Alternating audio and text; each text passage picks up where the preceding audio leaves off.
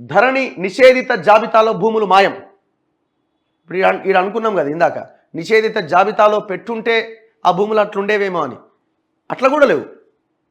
22A కింద కొన్ని వేలాది లక్షలాది ఎకరాల భూములని 22A కింద నిషేధిత జాబితాలో పెట్టిండు.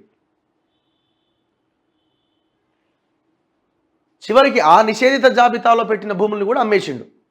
మీరు వెరీ క్లియర్, అసలు ధరణి పోర్టల్ రావడంతోనే నిషేధిత జాబితాలో ఈడీ ఆధీనంలో ఉన్న వట్టినాగులపల్లి భూములని కేటీఆర్ అండ్ బ్యాచ్ కలిసి తెగనమ్మేసింది. వేల కోట్ల రూపాయల భూములు సొంతం చేసుకున్నారు. ఇంకా మరి దాని మీద విచారణ చేయాలి. మరి ఎప్పుడు చేస్తారో వీళ్ళు, చేస్తారా మళ్ళీ నీకు సగం నాకు సగం అంటారో తెలియదు, చూడాలి భవిష్యత్తులో. అక్కడి నుంచే స్టార్ట్ అయింది టోటల్ ధరణి పోర్టల్ తీసుకొచ్చింది ఫస్ట్ ఆ భూముల కోసము, ఇక మొత్తం పని కానిచ్చేసినారు. పాపం ఈ 22A కింద నిషేధిత జాబితాలో రైతుల భూములు కూడా పెడితే వాళ్ళు తిరిగి తిరిగి తిరిగి తిరిగి రైతులు చాలామంది ఆత్మహత్యలు చేసుకున్న వాళ్ళు ఉన్నారు, గుండెపోటు వచ్చి చనిపోయిన వాళ్ళు ఉన్నారు. తన బిడ్డ పెళ్లికో కొడుకు చదువు కోసమో అరే ఉన్న పొలంలో ఎంతో కొంత అమ్మి ఆ పని చేసుకుందాం అనుకుంటే అట్లా కూడా కానియలేదు దుర్మార్గులు. ఒక సర్వే నెంబర్లో ఒక 100 ఎకరాలు ఉంటే ఒక 5 ఎకరాలు డిస్ప్యూట్లో ఉందనుకోండి, మొత్తం సర్వే నెంబర్ నిషేధిత జాబితాలో పెట్టేసారు. తిరిగి తిరిగి తిరిగి తిరిగి వాళ్ళ కాళ్ళు చెప్పులు అరిగిపోయినాయి తప్ప ఈ దుర్మార్గులు కరుణించలే.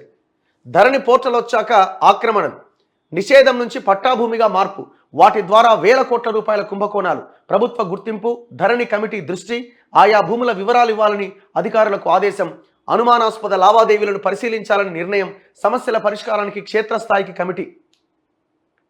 నిషేధిత జాబితాలో నమోదు చేసిన అనేక భూములు గత ప్రభుత్వ హయాంలో ధరణి పోర్టల్ అందుబాటులోకి వచ్చిన తర్వాత ఆక్రమణలకు గురైనట్లు ప్రభుత్వం ప్రాథమికంగా గుర్తించినట్లు సమాచారం. వేలాది కోట్ల రూపాయల కుంభకోణం దీని ద్వారా జరిగిందని నిర్ధారణకు వచ్చినట్టుగా తెలుస్తోంది. దీని వెనక ఎవరున్నారు, వారికి సహకరించిన అధికారులు ఎవరు అన్న దానిపైన ధరణిపై నియమించిన కమిటీ ప్రత్యేకంగా దృష్టి సారించినట్టుగా తెలుస్తోంది. ఈ మేరకు నిషేధిత జాబితాలో ఉండి అన్యాక్రాంతమైన ఆయా భూముల వివరాలు అందజేయాలని అధికారులను సదరు కమిటీ ఆదేశించింది. ఈ కమిటీ తొలి సమావేశం గురువారం జరిగింది. Committee convener CCLA Naveen Mittal అధ్యక్షతన సభ్యులు ఓర్నియమ్మ అసలు 1 నెంబర్ నవీన్ మిట్టల్ ఆయన అధ్యక్షతన మీటింగ్. మిగతా సభ్యులంతా వాళ్ళు జెన్యూన్, పాపం వాళ్ళు ప్రజల కోసం ఈ 5 సంవత్సరాలు కొట్లాడిన వాళ్ళే, వాళ్ళంతా కేసీఆర్ బాధితులే. కానీ ఆ అధ్యక్షత వహించిన ఆయన చక్కగలేడు కదా, మళ్ళీ ఆయనని పెట్టిరు పైన. ఎవరిని కూడిగం చేసింది నవీన్ మిట్టల్ లాస్ట్ 5 years? ఎన్ని కంటెంప్ట్ కేసులు ఉన్నాయి నవీన్ మిట్టల్ మీద? హైకోర్టు కోర్టును ధిక్కరిస్తే 10ల సంఖ్యలో కంటెంప్ట్ కేసులు ఉన్నాయి. సోమేష్ కుమార్ తర్వాత ఈయనే. అట్లాంటి ఆయన అధ్యక్షతన ధరణి కమిటీ మీటింగ్ అంటే ఎట్లా?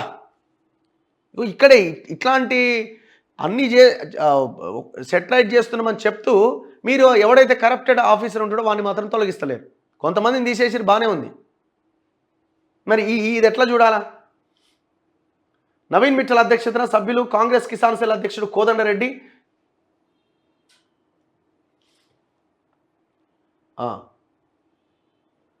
Raymond Peter and Sunil Kumar, మాజీ special grade deputy collector Madhusudan, CMRO project director Lachireddy సమావేశమయ్యారు.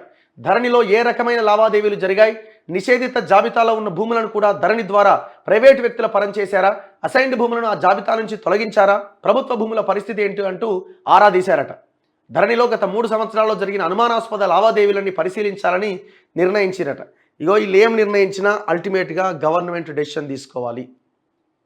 మనం ఇప్పుడే ఆహా ఓహో అంటే కాదు, భవిష్యత్తులో మనం చూడాలి ఎట్లా ఎన్ని భూములను తీసుకొని. ఎందుకంటే రాహుల్ గాంధీ చెప్పిండు తెలంగాణ ప్రజలకి. రాహుల్ గాంధీ ఏమని, మేము అధికారంలోకి వచ్చిన వెంటనే కబ్జా చేసిన భూములని స్వాధీనం చేసుకుంటాం, స్వాధీనం చేసుకొని పేద ప్రజలకు ఆ భూములు పంచుతాం.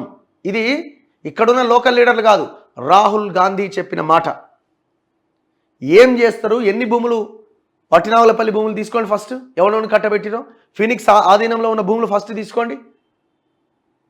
మేమిస్తాం డీటెయిల్స్, మీకు కావాలంటే మేమిస్తాం డీటెయిల్స్. కొన్ని 100 ఎపిసోడ్లు చేసినాం.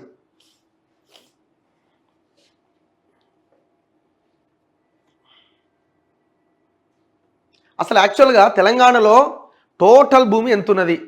సింపుల్ అండి.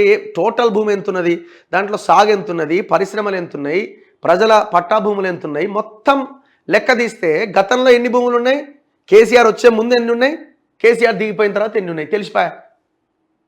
మీరు ఇమాజిన్ కూడా చేయలేరు. మొత్తం ఈ ఖాందాన్ అంతా కలిసి ఒక 25 లక్షల భూమి ఇట్లా ఇట్లా ఇట్లా మింగేసారు. 25 lakh acres ల్యాండ్.